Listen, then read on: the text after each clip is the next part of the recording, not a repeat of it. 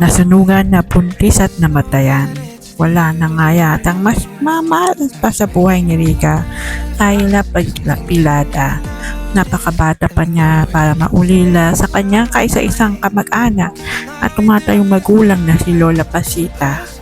Wala na rin siyang matutuluyan pa dahil nasunugan siya. Ang dahilan ay ang sumabog na LPG tank sa loob ng kusina nila. Masyado kasing kulog ang bahay nila at hindi pa masyadong makadaan doon ang hangin, kaya siguro nagkaroon ng aberya at sumabog iyon at lumiyap sa loob ng kusina nila. Tahimik na lamang na umiiyak si Rica dahil sa sinapit niya ngayon. Napakamalas naman ng kapalaran niya. Hindi muna hinintay ng panahon na makagraduate siya sa kurso.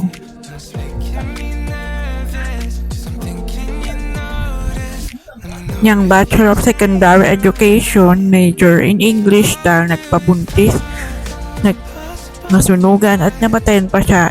Isang linggo pa lang ang nakakalipas.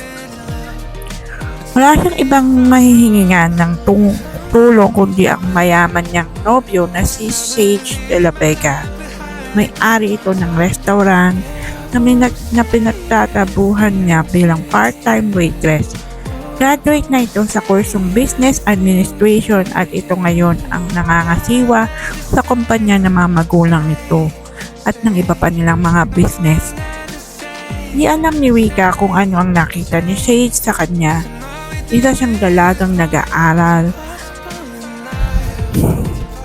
pa lang at walang may pagmamalaki sa buhay. Mahirap lang rin siya at wala ng pamilya o kamag-anak. May lola nga siya pero makabilang buhay na ito at iniwan na siyang mag-isa. Ang sagot lagi ni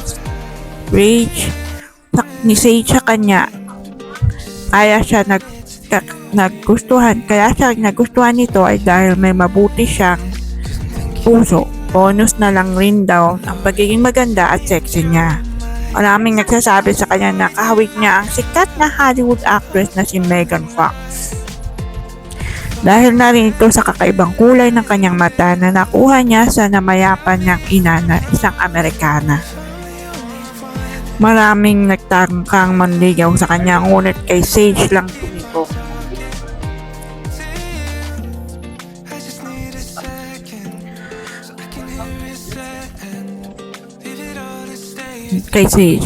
Ngunit kay Sage lang tumibok ang puso niya.